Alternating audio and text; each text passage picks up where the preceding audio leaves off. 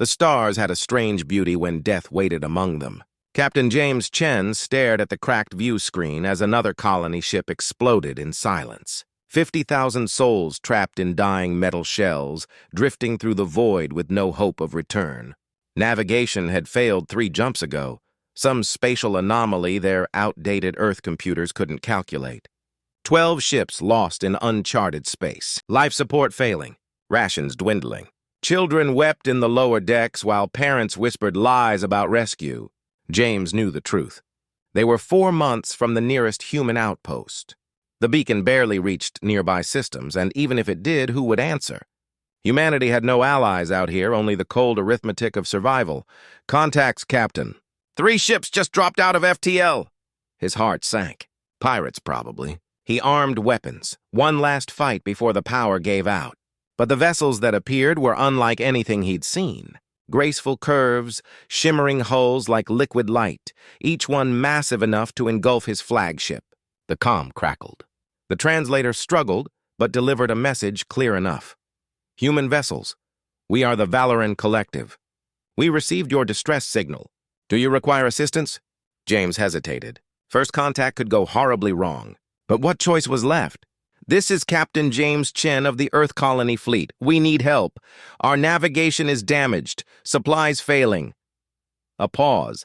Then the alien voice again, gentler this time. We see your plight, Captain. Stand by. Repair teams are on their way. Do not be alarmed. Small craft detached from the Valoran ships docking with surgical precision. Through the hatches came beings of feathers and light, 5 feet tall, eyes large and kind, hands deft with tools and medicine. They moved through the wrecked ships with practiced grace. One of them, Selar, worked 6 hours repairing navigation. James brought him water and food. The alien nodded gratefully. Finally, Selar stepped back. Your systems are restored. But these charts, very old, very dangerous. Another jump, and you would have perished. We didn't know, James murmured. Earth gave us what they had. Selar's feathers shimmered softly. Then it is good we found you. We will provide updated charts, food, fuel, and care for your wounded. James frowned. Why help us? What do you want? Selar met his gaze. Want? Nothing. The stars are vast and cold, Captain. The living must care for one another. This is the Valoran way, and they did. For a week, the Valorans repaired, refueled, and shared technology that would double humanity's FTL speed. They even gave star charts mapping safe corridors through chaos. When the Galactic Council demanded to know why they'd aided a primitive race, the Valorans replied simply, they earned it. They survived. Before departure, James met the Valoran commander, an elder with gray-tinted feathers and wise eyes. I don't know how to thank you, he said. You saved 50,000 lives, she smiled gently. Then live well, build. Let your children see the stars with wonder, not fear. That will be thanks enough? James straightened. On behalf of humanity, I swear we will never forget. If you ever need help, we will come, no matter the cost.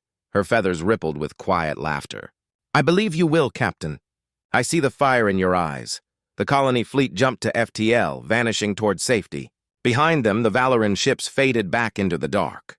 Captain Chen kept his promise. The story became legend, written into charters, carved into stone, and taught to every child of the stars. 3 simple words bound humanity forever. We will remember. Years slipped by. Humanity matured across the stars. They raised fleets and forged alliances. But they never forgot the debt they carried to the beings who saved them when they had nothing to offer in return. And when dark fell upon Valoria, the galaxy would learn what it meant when humanity remembered. Admiral Elena Kovac was 9 years old when the Valoran saved her family. She recalled being hungry and frightened on the colony ship. She remembered her mother holding her and humming soft songs. She remembered the feathered bird people who brought food and fixed the broken machines and made everything right again. Now she stood aboard the bridge of the ESS Remembrance, humanity's largest warship, and watched the emergency broadcast from the Galactic Council. Her fingers worried the rail until knuckles went white. A hologram filled the council chamber with representatives from 200 species. The image was clear enough, a massive fleet of ships, black as the void between stars, devouring everything in their wake. World after world fell silent. 12 species wiped out entirely over barely 6 months. The Carcel swarm, a hive mind from dark space where normal physics broke down. They wanted neither territory nor resources, only to consume life to fuel ship production. They were plague made manifest. The council speaker, a crystalline being from the Nexus Collective, projected measured authority. The swarm has made contact. They have given us a choice. Surrender the Valoran system to them, or they will assault every settled world in this sector. The minerals on Valoria Prime are rare and valuable to them. If we surrender what they hunger for, they will withdraw. Elena felt something cold settle in her chest. She brought up navigation feeds. Valoria lay 3 weeks away at top FTL. The council vote would happen in 4 days. Her second-in-command, Commander Lowe, stood beside her. Admiral, surely they won't actually vote to abandon the Valorans. Not after everything they've done for galactic peace. Elena brought up the historical records. The Valorans had gifted 60 species FTL in the last 1,000 years. They shared medical breakthroughs that saved billions. They ask for nothing and give everything. She closed the file and looked at Lou. That's precisely why the Council will sacrifice them. They are an easy target. A small population, only one heavily populated world. The math makes sense if you ignore basic decency. The Galactic Council's response arrived 3 days later. Elena watched the vote count with her entire senior staff gathered around. 200 species voting on whether to shield the people who had given so much. The final tally appeared on the screen. 147 voted to surrender Valoria. 32 voted to fight. 21 abstained. Humanity voted to fight. They were alone in their conviction among the major powers. Elena opened a channel to Earth. The line took 5 minutes to open. When the Secretary General appeared on the screen, the woman looked a decade older overnight. Admiral Kovac, I assume you've seen the vote. Yes, ma'am. What are your orders? The Secretary General looked directly at Elena. I've convened an emergency session of Parliament. Every representative, every senator, every voice that speaks for humanity. We need a decision, and we need it now. Elena waited. The link remained open and silent for 4 hours. She imagined the debate happening on Earth. Practical voices argued humanity could not defeat a force that had destroyed 12 spacefaring civilizations. Idealists said honor mattered more than survival. Military advisors calculated odds and found them wanting. When the Secretary General came back, determination hardened her face. The vote was unanimous, Admiral. Every voice agreed. We remember what the Valorans did for us. We remember that they saved 50,000 lives when they had no reason to. We remember that they gave us the stars. The woman paused, and Elena saw tears in her eyes. Activate Protocol Darkfall. Bring every ship home. We are going to war. Elena felt her heart pound. Protocol Darkfall, the contingency plan humanity had kept secret for 3 centuries. The plan they hoped they would never need. Ma'am, that means withdrawing from all galactic treaties. It will mean revealing capabilities we've hidden. It means showing the galaxy what we're really capable of. I know what it means, Admiral. But the Valorans showed us who they were when we were weak and helpless. Now it's time we showed them who we are. Send the message to all human worlds. Tell them to return. Tell them we have a debt to settle. Elena recorded the message herself. She kept it simple because the situation didn't need complicated words. This is Admiral Elena Kovac to all human vessels and colonies. The Galactic Council has voted to abandon the Valoran people to the Carcel swarm. 300 years ago, the Valorans saved humanity when we had nothing to offer in return. They asked for no payment, expected no reward. They helped because it was right. She paused and looked directly at the camera. Today, humanity answers that kindness. We are withdrawing from all galactic treaties. We are recalling every ship, activating every defense protocol. We are going to Valoria. Anyone who stands in our way will be treated as hostile. Anyone who helps the swarm will share their fate. The message went out on every frequency. Every human world received it simultaneously. And one by one, the responses came back. Mars dispatched its entire defense fleet, 200 warships. Titan Colony contributed their experimental weapons. Europa Station deployed their new dreadnought. Even the small mining outposts on the rim sent what they had. Old patrol boats, converted freighters, anything that could bear arms and jump to FTL. Civilian corporations joined in. Nakamura Industries donated their prototype nano-weapons. Chen Petrov Solutions offered their AI-guided drone swarms. Westfall Dynamics gave the military their relativistic missile systems, technology that humanity had developed in secret, preparing for the day when someone threatened their existence. Within a week, 3,000 human ships converged on Valoria, the largest military mobilization in human history, all for a people who had asked for nothing. Resources once earmarked for peaceful expansion were rerouted into weapons manufacturing. Civilian vessels received military-grade shields and armaments. Other species had regarded humanity as friendly neighbors, loud, occasionally abrasive, but essentially harmless. Mid-tier technology, moderate military strength, nothing to fear. They were wrong. The first shock came when Earth unveiled the Cerberus-class dreadnoughts, ships 3 times larger than any human hull previously recorded. 20 of them had been constructed in secret orbital yards hidden behind Jupiter's gravity well. Each carried enough firepower to annihilate a small fleet on its own. Commander Liu stood in the Remembrance's war room, watching tactical displays refresh as more human vessels reached the staging point. "Admiral, reports are coming in from the outer colonies. They're asking if we want to activate Scorched Earth protocols." Elena didn't look up from the strategic map. "Yes, all of them. If the swarm descends on our worlds, leave them nothing but radioactive dust. They want to consume us, let them choke on poison." A junior officer at the comm station shifted uneasily. "Ma'am, the Galactic Council requests an emergency session. They claim our mobilization destabilizes the sector. They want us to stand down." Elena laughed, a sound that wasn't pleasant. "Tell them we'll stand down when the Valorans are safe.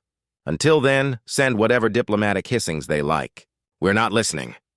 The tactical display showed 3,000 human ships assembled and climbing as reinforcements streamed in by the hour. But it wasn't the numbers that made other species nervous so much as the nature of what humanity was revealing. The Nexus Collective launched an observation probe. What it returned terrified the Council. Every human warship now bore systems the galaxy had assumed remained theoretical. Quantum disruption cannons capable of tearing space itself, nanoweapon payloads that could reduce a vessel to programmable dust, relativistic missiles that struck with near-stellar force. "How long?" demanded the Nexus ambassador during an emergency session. "How long have the humans been developing these systems?" Human ambassador Sarah Okonkwo smiled without warmth. "Since the day we entered the galactic community, you treated us as naive, friendly, harmless. We let you believe that because it comforted you. The truth is, we learned a hard lesson long before. This universe does not care about fairness. It does not reward the peaceful nor shield the innocent. So we prepared. We built armaments meant to make anyone pause before threatening us or those we call friends." "This is madness," the Nexus representative said. "You risk an all-out war over one species." "The Carcel will annihilate you all," another warned. Sarah leaned forward. "Maybe, but they will remember us. Every species in the galaxy will remember what humanity did here. They will remember that when our friends needed aid, we responded, not with cold memos or sanctions, but with fire, with fury, and with the clear conviction that some things are worth dying for." The human fleet swelled, 4,000 ships, then 5. Mining colonies stripped cargo haulers and bolted plasma cannons to their hulls. Research stations contributed experimental frames. Civilians arrived in private yachts hastily welded with missile pods. Elena walked the Remembrance's hangar bays and saw industry turn to war at every level. Engineers logging 18-hour shifts to tweak weapon systems, pilots grinding simulation after simulation, Marines checking boarding gear until their hands ached. She stopped at a fighter bay where a young pilot was painting a dedication on her craft. The words read, "For those who saved us." Elena crouched beside her. "You know what we face?" The pilot, barely 20, nodded. "Yes, ma'am. A hive mind horror that's already extinguished a dozen civilizations. Odds are we won't return." She set the final stroke and turned. "My grandmother was on one of those colony ships 3 centuries ago. The Valorans saved her life. Without them, I wouldn't exist. So I know why we fight." Elena clasped the pilot's shoulder. "Good. Remember that when it gets hard. Remember why we're here." Humanity staged demonstrations to make the galaxy understand exactly the power they now wielded. The Fifth Fleet held a live fire exercise in an uninhabited system. Target asteroids were placed at mapped ranges. The quantum disruption cannons fired first. Space seemed to scream as beams unstitched local physics. The targets did not merely explode, they were excised from reality, erased at the quantum scale. Then the nanoweapons, gray, expanding clouds that consumed rocks molecule by molecule. Kilometer-wide boulders were reduced to constituent atoms in minutes.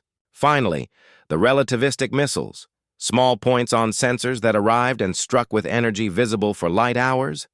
Brief artificial stars blooming where impact fed raw annihilation.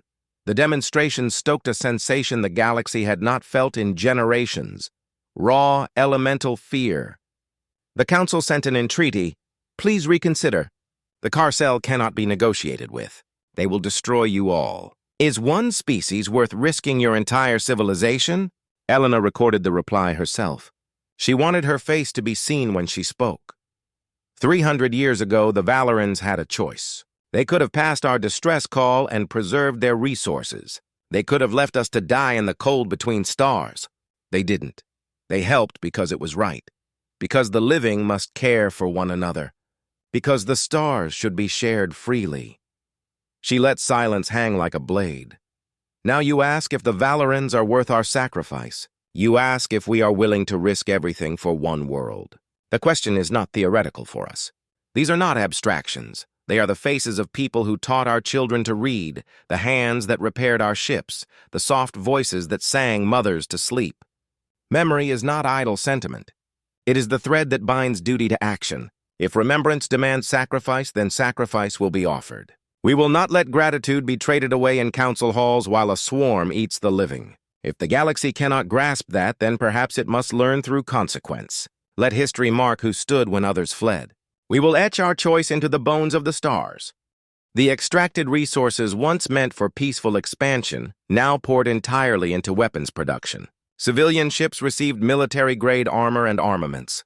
To the galaxy, humanity had always seemed like spirited but harmless neighbors. Moderate technology, middling power, nothing worth fearing. They were wrong.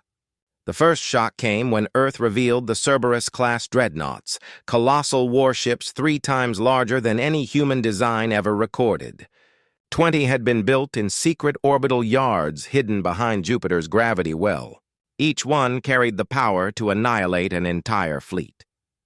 Commander Liu stood in the war room aboard the Remembrance, watching tactical displays flicker as more ships arrived at the staging point. Admiral, reports from the outer colonies. They're asking if we truly want them to activate Scorched Earth protocols. Admiral Elena Kovac didn't look up from the map. Yes, all of them. If the swarm comes for our worlds, leave them nothing but radioactive ash. They want to consume us. Let them choke on poison. A young officer hesitated. Ma'am, the Galactic Council demands an emergency session. They say our mobilization is destabilizing the sector. Elena laughed, a sharp, cold sound. Tell them we'll stand down when the Valorans are safe. Until then, they can send all the messages they like. We're not listening. The tactical feed showed 3,000 human vessels and counting. But it wasn't the numbers that terrified the galaxy. It was the technology. The Nexus Collective sent a probe to spy on the fleet. What they saw changed everything. Every warship carried weapons thought to be impossible. Quantum disruption cannons that shredded the fabric of space. Nanoweapon clouds that devoured ships molecule by molecule. Relativistic missiles that hit like newborn stars. How long? The Nexus ambassador demanded in emergency session. How long have they been developing these? Ambassador Sarah Okonkwo smiled. Since the day we joined you. You thought us naive, harmless. We let you. Because it made you comfortable. The truth? The universe doesn't reward peace. So we prepared. This is madness, the ambassador protested. You'll spark galactic war over one small race. Maybe, Sarah said, leaning forward, but they'll remember us. When our friends called for help, we answered. Not with words or sanctions, but with fire and fury. The fleet swelled to 5,000 ships. Miners converted haulers into gunships. Research stations launched prototypes. Civilians armed private yachts. Elena walked the hangar deck of the Remembrance, watching engineers run 18-hour shifts, pilots train non-stop, Marines check gear again and again. She stopped near a young pilot painting her fighter for those who saved us. "You know what we're facing?" Elena asked. "Yes, ma'am. A hive horror that's destroyed 12 civilizations. Odds aren't great." The pilot turned, eyes steady. "My grandmother was rescued by the Valorans. Without them, I wouldn't exist. So yeah, I know why we fight." Elena gripped her shoulder. "Then remember that when it gets hard." The weapons demonstration followed. Humanity wanted witnesses. In an empty system, the Fifth Fleet opened fire. Quantum cannons tearing reality itself, nanoclouds reducing kilometer-wide asteroids to dust in minutes, and relativistic warheads blooming like stars.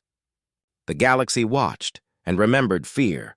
The Council begged again, "Is one species worth your entire civilization?" Helena recorded her reply. 3 centuries ago, the Valorans could have ignored us. But they didn't. They helped because it was right.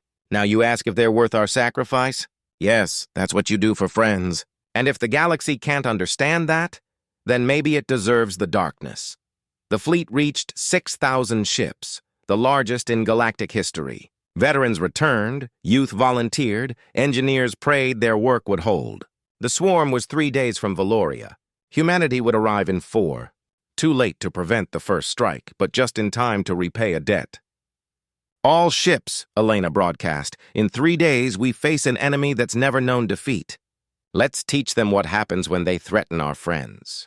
Let them tell stories about the day humanity paid its debt." The fleet jumped to FTL, leaving behind a galaxy that finally understood. Humans had never been weak. They had only been waiting for a reason. The Carxel swarm emerged at Valoria, 10,000 bioships, organic nightmares.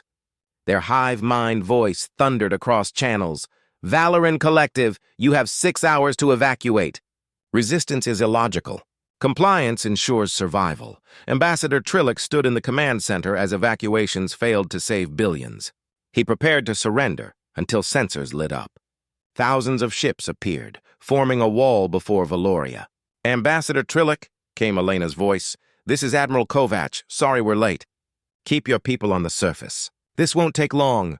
The swarm hesitated. 6,000 human ships, supposedly mid-tier. The hive mind dismissed them as irrelevant.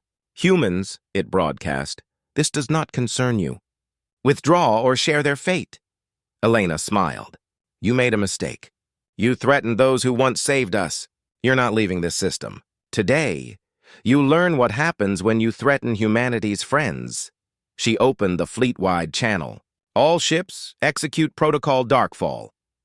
Valoria's orbit erupted in light as human weapons came alive. Quantum, nanotech, relativistic fire. The swarm advanced, arrogant as ever. But this time, the void itself would burn.